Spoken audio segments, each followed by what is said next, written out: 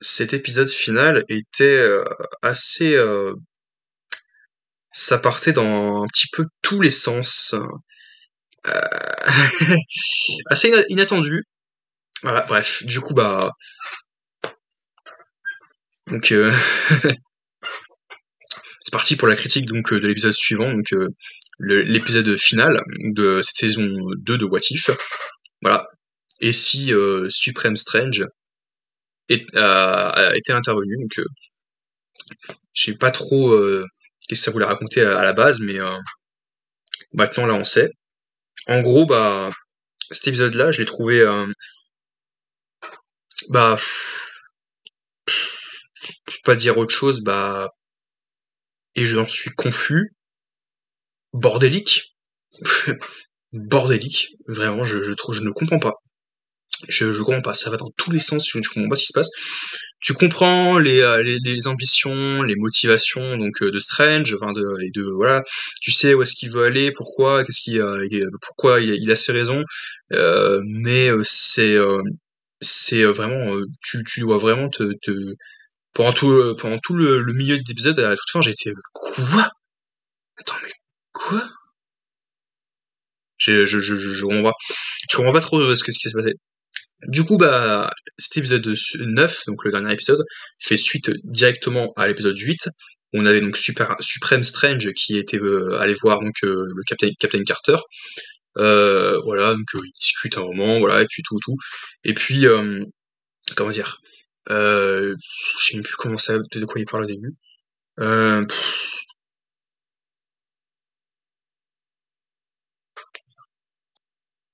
Si, il reparle un petit peu de ce qui s'est passé donc précédemment, donc de la menace qui pèse sur le multivers, tout simplement. De quoi il parle beaucoup donc du gardien. Strange est méfiant, il veut pas croire au gardien, enfin je sais plus. Il explique oui, mais franchement, vous pensez vraiment que avec sa voix assez drôle, c'est vraiment que c'est qui peut tout contrôler, qui peut tout voir, et nous. Bref, en gros, il prétend lutter contre la menace qui pèse à travers le multivers, et qu'il aurait donc littéralement, bah, comme on le voit dans l'épisode, attrapé donc toutes les menaces qui seraient susceptibles de nuire à différentes réalités en fait, c'est ça quoi. Et c'est ce qu'il dit. D'ailleurs, on voit plein de persos donc de What If ou de l'univers Marvel en général. Je crois qu'on voit vite fait donc Ultron, Vision, voilà, donc on voit des hommes aussi donc de l'Ordre Noir, donc les enfants de Thanos. Je crois qu'on voit même Thanos à un moment. Voilà, donc il y a plus d'une centaine de personnages qui sont enfermés dans une espèce de je sais même pas où, donc là où est-ce qu'il l'emmène, bref, il l'emmène, et voilà, donc on comprend très vite que en fait, il veut littéralement ramener son univers, parce qu'il avait détruit son univers dans la première saison de saison 1, et pouvoir ramener Christine, ramener tout le monde, et pouvoir réparer un peu ses erreurs. Voilà, mais ça, il y a quand même toujours, c'est assez, ça va un peu dans tous les sens. J'ai pas trop réussi à bien retranscrire l'information, mais grosso modo, c'est ça. Grosso modo, il veut ressusciter. D'ailleurs, en plus c'est ce qu'il dit. En fait, il dit je veux ressusciter mon monde. Et pour revenir un petit peu à ce qui s'est passé donc 3 à 4 épisodes avant, on retrouve donc Kaori. Et évidemment, moi j'ai eu la bêtise de penser qu'il s'agissait donc de Pietro Maximoff, de Quicksilver, puisque à un moment tu as Captain Carter qui se trouve tout seul dans une espèce donc de forêt, je crois, où elle voit juste une sorte de forme d'aller de droite à gauche comme Flash, comme Quicksilver, donc voilà, donc c'est ça, qui va dans tous les sens, qui fait comme une flèche qui tourne autour d'elle.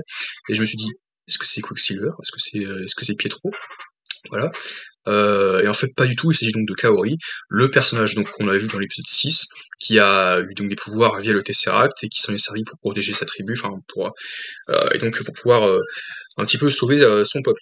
Et voilà, donc elle a suivi donc Supreme Strange et elle lui répète qu'il est dangereux, enfin qu'il est dangereux, mais qu'il fait une erreur et qu'il veut qu'il projette de faire quelque chose donc d'horrible, d'atroce, ouais, du coup. Et puis t'as Strange évidemment qui fait non, ne l'écoutez l'écoutez pas, elle va essayer de vous duper, de vous mener en bateau, mais moi je vous dis la vérité, mes intentions sont pures, elles sont honnêtes, elle non, l'écoutez pas, franchement, voilà, donc évidemment on sait directement où on va avec ça, on sait très bien que Strange ne reculera devant rien, qu'il est prêt donc même à détruire d'autres mondes pour pouvoir ramener le sien. Il dit ah il faut que j'ai son pouvoir pour pouvoir ramener mon. Il y a un peu ouais c'est ce qu'on avait déjà vu plus ou moins pour les différentes raisons et pour les différentes exécutions et puis résultats. Donc Doctor Strange in the Multiverse of Madness c'est pas du tout la même chose. Mais voilà donc toujours est-il qu'il se sert d'elle, il se sert de son pouvoir et c'est serait ça la raison pour laquelle il a ramené avec lui à la fin et qui s'est dit ah mais je vous cherche depuis très très longtemps, j'avais besoin de vous, voilà maintenant je prends ton pouvoir, allez, dégage c'est bon, je vais pouvoir ramener Christine et puis sauver mon monde et tout ira bien pour mon monde. Ouais mais pour le multivers il agonise toujours, je sais pas. Ouais mais je vais pouvoir restaurer toutes les branches et tout, je suis un sauveur, je suis celui qui va nous sauver, ouais c'est ça. Et, et ça va dans tous les sens, tu comprends pas ce qui se passe parce que tu as un moment, il libère donc tous ceux qui étaient emprisonnés dans des espèces de bulles et tout là donc tu as Rocket qui pète tout avec son un peu comme dans les Gardiens de la Galaxie avec son flingue qui fait ta ouais, il y a voilà tout. T'as Vision qui vite fait qui lui envoie des lasers et tout avec sa gemme. T'as tout le monde qui casse tout et puis Strange qui fait non arrêtez vous ne pouvez pas faire ça et tout. Mais bref ça va dans tous les sens. T'as le combat entre c'était interminable, franchement. En fait, littéralement, je me suis dit, tiens, attention, si on aurait voulu spoiler, qu'on aurait assumé, on aurait pu dire, et si Captain Carter voulait, se battait contre Strange, enfin, ça aurait pas été forcément un très bon intitulé, mais franchement, je trouve que l'intitulé, en fait, n'explique pas, enfin, la narration de cet épisode-là et son intitulé n'ont strictement rien à voir parce que, je vous l'ai dit, c'était et si Supreme Strange était intervenu, mais intervenu pourquoi en fait qu'est-ce que mis à part le tout début de l'épisode où il raconte en fait qu'il a soi-disant voulu arrêter donc toutes les menaces et qu'il a emprisonné donc full perso dans cette espèce de temple, enfin de bâtiment. Qu'est-ce qu'il a fait d'autre pour empêcher une quelconque menace? Il a rien fait, au contraire, il va même en provoquer une pour au profit donc de sauver son monde, quoi, et au détriment des univers voisins. Et moi j'étais resté perplexe, je me suis dit mais où est-ce qu'on va avec ça? Et puis en plus ouais il y a pas de véritable climax général où on revoit donc les héros qui se battent contre une menace comme dans la première saison de What If, alors que tout était pourtant installé. On voulait, ouais, il y avait comment dire, il y avait quoi? Il y avait les personnages qui étaient mis en avant. T'avais Stark, t'avais Nebula, donc Captain Carter. Gamora était avec Stark, donc Iron Man. Il y avait Kaori, le nouveau perso. Strange qui arrivait tout après. Il y avait plein de personnages quoi, qui auraient pu intervenir pour pouvoir lutter contre une énième menace multiverselle. T'aurais donc un vilain qui serait écarté donc de la roue, puis qui aurait causé une série en chaîne donc, de catastrophes. Et puis ils auraient compté sur le gardien justement pour les aider à comprendre ce qui s'était passé et puis comment résoudre le problème. Là non, parce que le gardien en fait pendant cette saison 2, il est davantage plus transparent que voilà quand il au début du générique quand il fait je vais vous narrer donc plusieurs scénarios donc et si Captain Carter avait vécu ça et si what if quoi et en fait je trouve que bah c'est on va pas au bout des choses quoi, on va pas au bout de ce que c'est dommage, il y avait plein de choses à faire, il y avait plein de choses d'autres à raconter. Au niveau des épisodes, globalement, bah c'était très cool. Je blâme pas ça. En revanche, pour le climax, pour le chapitre final, donc avec Strange, c'est ça dure peut-être 30 minutes, je crois, mais ça ne raconte pas grand-chose, quoi. T'as Strange, on nous remontre un flashback de Strange qui détruit son monde et qui fait non, épargnez-les, prenez-moi, c'est moi qui fais ça, enfin voilà, et qui détruit sa réalité. Et du coup qui perd Christine entre autres et puis son monde. Mais voilà, c'est juste ça l'épisode. Si on devrait résumer l'épisode dans les grandes lignes et même sans dans les très grandes lignes, enfin juste comme ça, basiquement, quoi que tu décides de faire, déjà ça spoil le truc parce que ça n'a rien à voir avec l'intitulé. Et en plus l'intitulé ne sert pas trop. Voilà quoi, j'ai pas trop compris. Du coup, finalement, Captain Carter et Macquarie donc finissent par avoir raison de Strange. Entre-temps, il libère donc plein de héros. Il y a Killmonger qui arrive avec les pierres d'infinité. Voilà, Kaori a réussi à lui extraire les pierres d'infinité, et donc Killmonger revêtit son armure de Black Panther qu'il avait eu dans le film Black Panther. Il rejoint donc tous les fous qui sont en train de se battre entre eux et tout. Tu as le retour des zombies aussi, donc voilà, donc les zombies de la première saison, avec Wanda, la sorcière rouge, qui redevient zombie, et t'as Kaori qui fait « Oh mon dieu, ce sont des zombies », voilà, donc il n'y a pas d'autre mot à ça. Et tu as Ella qui les transforme tous en, en créatures comme dans Thor Ragnarok, parce qu'elle fait ah mais oui des zombies, hein, mais moi je le sais parce qu'en fait c'était des zombies hein, dans Thor Ragnarok, les armées d'Ella, les servants d'Ella c'était des zombies avec son loup géant. Du coup tu as Ella Surtur qui est là aussi, c'est en fait c'est une franchement c'est une succession donc, de séries d'événements, enfin je dis succession et série dans la même phrase, ça n'a aucun sens, enfin une série ou une succession, on choisit une série donc d'événements qui ont été qui ont retracé les arcs donc de chaque personnage donc dans la saga donc de l'infini, enfin voilà, t'as le dragon, le dragon de Shang-Chi, comment dire, t'as donc plein de personnages, et puis pas d'éternel, dans la série, alors que je pensais qu'avec cette mise à jour, t'aurais à la fois l'univers de Shang-Chi, puis entre autres, et puis l'univers des éternels, et puis Moon Knight, etc., donc tous les héros de la phase 4, quoi, je pensais. Et en fait, non.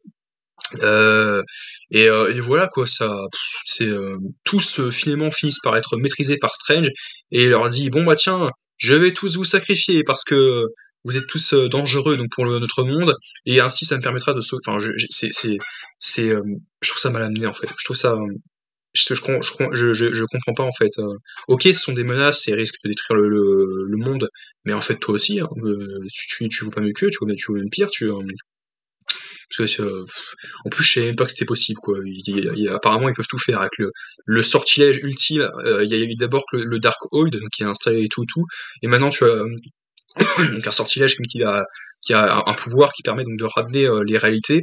Donc ce qui veut dire que même si encore une fois, outre moi ce que je pensais de mon idée, donc plus tard, attention, dans le cas où il y aurait un scénario dans lequel Éternité pourrait donc ramener notre monde au cas où il disparaissait, donc et que Kang fasse comme à la Thanos, mais vous avez vu, je vous l'avais dit que votre monde finirait par détruire des univers voisins et qu'au final on risquerait des incursions et puis que plein de monde allait entrer en collision et se détruire les uns et les autres. Donc maintenant, à cause de vous, bah non seulement vous allez perdre votre univers, mais vous allez aussi détruire plein d'autres univers voisins et puis détruire le multivers quoi. C'est un petit peu aux conséquences quoi.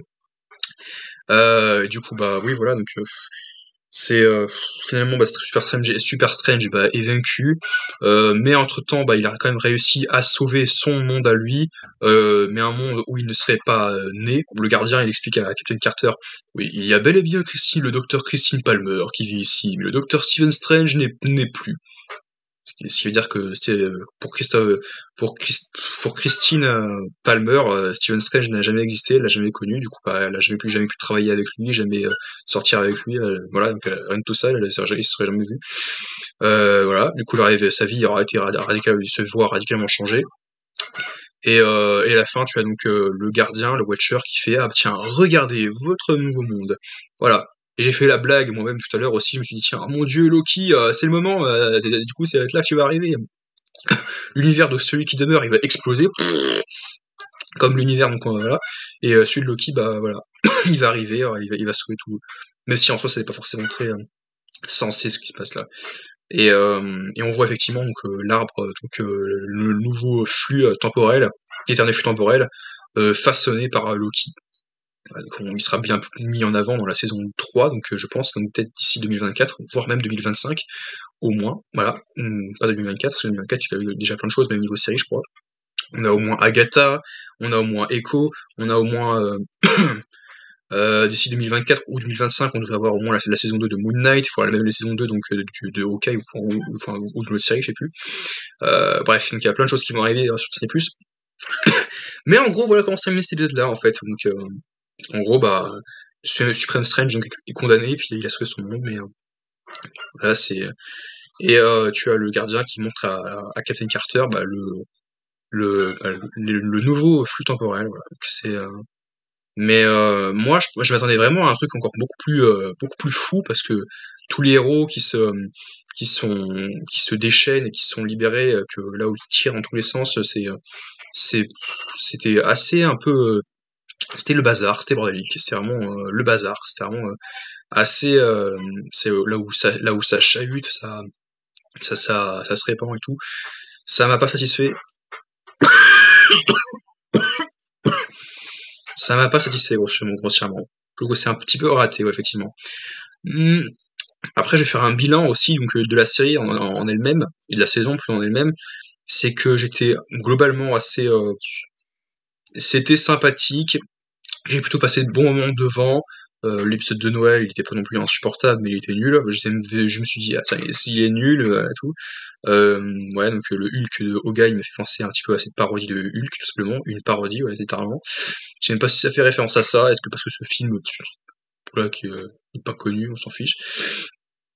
Mais que c'est tout ça pour dire que, pas que grossièrement, ces deux derniers épisodes, non, j'ai pas forcément tout compris, tout suivi, et donc je suis passé à côté de plein de choses. En gros, ça va être ça. Mais il y a l'épisode donc de Ella qui trouve les 10 anneaux qui était très sympathique, franchement très cool. Là où ce qui est intéressant, c'est que si tu décides donc de croiser donc des personnages qui ne se sont pas croisés dans le temps normal, donc dans le MCU, c'est ça doit pas forcément se justifier. Mais dans le cas où on voudrait se faire une réflexion derrière, on se dit pas, ah tiens, personnage A va rencontrer le personnage B parce qu'ils ont ça en commun, et de se faire, voilà, ça renouvelle de l'intérêt, ça renouvelle donc de nouveaux objectifs et tout. Et voilà, donc ça a été sympathique. Pareil pour Stark et Gamora dans l'épisode avec le grand maître sur Sakaar. Très drôle, en même temps très bien amené, grossièrement. Mais ouais, l'épisode avec Kaori, donc très bonne surprise, très bien apprécié. Euh, oui, voilà, mis à part, c'est exactement ce que je disais, c'est à peu près un tiers donc, des épisodes, à peu près 3 épisodes qui sont vraiment ratés pour moi dans cette saison 2. Tout le reste, c'est très bien, c'est vraiment c'est assez sympathique. C'est pas spécialement utile parce qu'en même temps, c'est un détaché donc de la timeline. En même temps, tu me diras, mais la timeline sacrée, enfin, donc elle est déjà assez elle-même. C'est un peu le chaos, littéralement, c'est le chaos dans le sens où d'un côté niveau cohérence, niveau menace, niveau il y a 3 menaces sur Terre, une menace sur voilà qui va arriver avec le multivers, avec Kang, tout ça. Et voilà, donc ça risque d'être très délicat en fait pour la suite, mais bon, je continue à regarder pour voir ce que ça peut donner. Du coup, bah je vous dis donc bientôt c'est bientôt l'année du 24, c'est donc le nouvel an. Du coup, on se retrouve à très vite donc pour nouvelle vidéo dans le